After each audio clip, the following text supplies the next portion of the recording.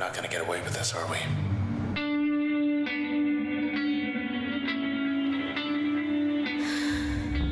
Come on, pull. There. Together again. Sort of. Hello everyone, and welcome to my first ever Let's Play of one of my favorite games of all time, Transistor. That's all that matters. There's a lot of talking in this game, so I'm going to try not to step over it, as much as I can. That's it. Let it all out. So this game came out in 2014 from Supergiant Games. It was a follow-up to their hit Bastion from a couple years earlier. You hear a lot of not great things about it, especially compared to Bastion. I think it wasn't quite what people were expecting. But it also has a lot in common with Bastion, including beautiful art, fantastic music, which you're hearing right now. I think a really engaging story, even if a lot of people didn't really understand it. And I'm going to be talking about all of those things in the videos to come, so I hope you enjoy.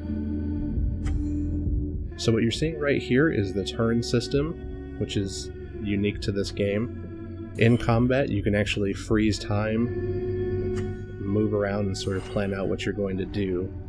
You're going to see me using this a lot. It's practically necessary as you progress through the game.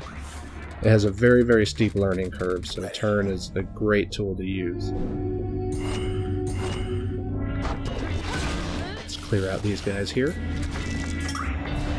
We're clear.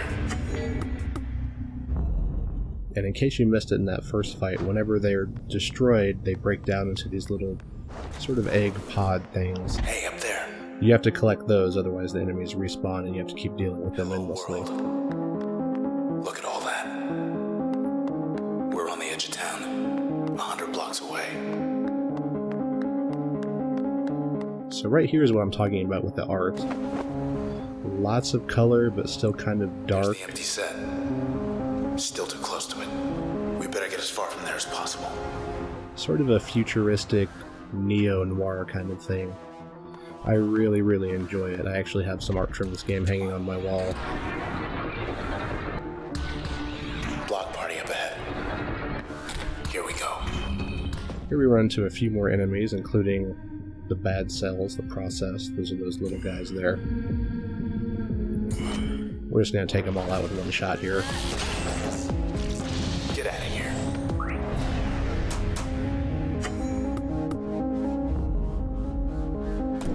She awake? And made a new friend, Lillian Platt.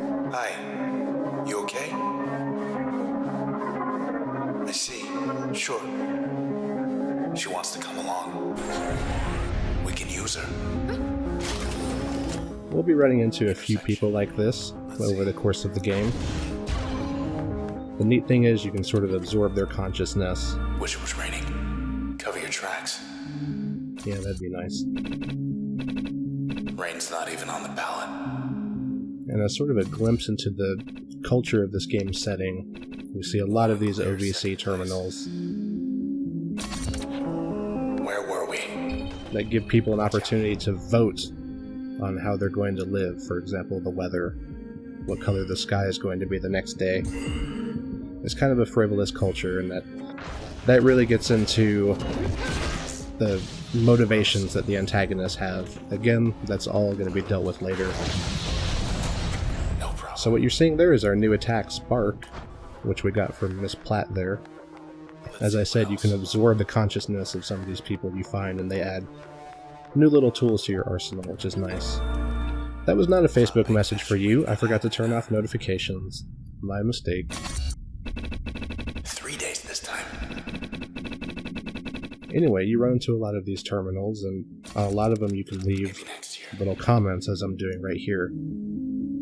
I think it's really great. It gives you some insight into the main character's personality. Ought to keep heading east. By the way, you might want to head back and take a look at that young woman who is on the left back there on the terminal, because we'll be seeing her again in a few videos.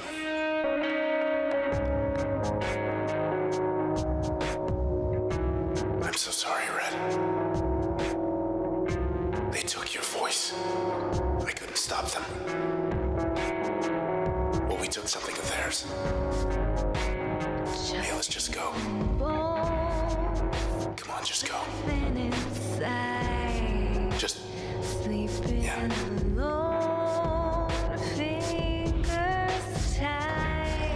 Damn. And while we were distracted, a new enemy dropped into view. This is the young lady, who's kind of a pain. You'll see here in a second why. As soon as you hit her, she teleports away, which makes it kind of hard to set up combos. She also summons these little shadow clones that are kind of a hassle. So one thing you're probably noticing here is that I keep stopping time to run up behind her. That's actually a strategy called backstabbing, and if you watch the text whenever I do it, you'll notice it says backstab next to the damage. Finally. Backstabbing is really useful because it makes all of your attacks more effective, and so whenever you can, it's worth it to try to get in behind. Again, you'll be seeing me do a lot of that in the videos coming up. Through there.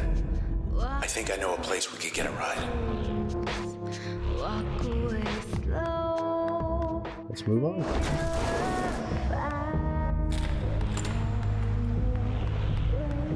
This didn't used to be here. So here's a weird little puzzle. In order to open this gate, we have to activate both of these points at the same time, which is easy enough to do using the turn function like I'm doing right now. This is the only time a puzzle like this shows up in the game, so it's a little out of place. I guess it's just designed to teach people, you know, how to use that system in case they haven't been. And here's someone new to join us, Mr. Moyle. And he gives us the jaunt ability, which I use right here. And you'll see me use it in the battle that's coming up. It lets you zip around, which is very, very useful. This enemy right here, the big guy, is called a jerk. And it's kind of self-explanatory. Here's another strategy you're going to see me doing. Whenever I get in, the first attack I do is always Crash, followed up by Breach, which is the longer, more powerful attack. I always start with Crash because it disrupts their systems and makes them more vulnerable. And of course I backstab, which just, you know, adds to the effectiveness. And that's one of the things I really like about the battle system in the game, is that you can set up these kinds of combos. Again, backstab, Crash, Breach, and gone. Back where they belong. And I leveled up here. Hey. So leveling up gives you new abilities, as you can see right here. I went with Mask, which I'll explain here in a second. Sometimes it also increases your stats or even adds to the challenge of the game. Not this time. Look at that. Here's an access point, which is a save point. It also lets you check the abilities you're using. So one thing I really, really like about the way this game is set up is that in addition to using the abilities straight up, as you've seen me doing, just one more block. You can also use them to upgrade your other abilities. So what you saw me do just now was I attached Mask, the one that I just got, to Crash. And what that does is it makes Crash more effective whenever I go for a backstab.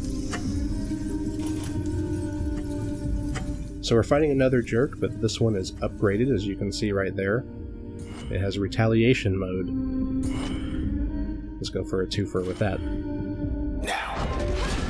So as soon as this gets down to half health, which I did right here on the first attack, it becomes even more aggressive and powerful.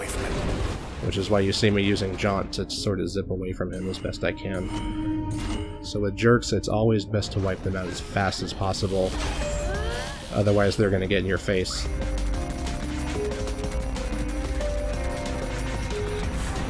I run away here to let my turn recharge. And then right here I tried to do Crash Crash and then hit them both with Breach. That didn't work out. So I just hit them both and ran away while my turn recharged. You can see my health is getting a little low right now. You still hear me? That's that yellow bar just above all my abilities down at the bottom. They're gone, but...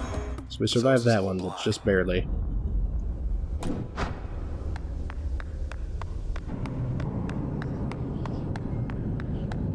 Yeah, good call. And moving on.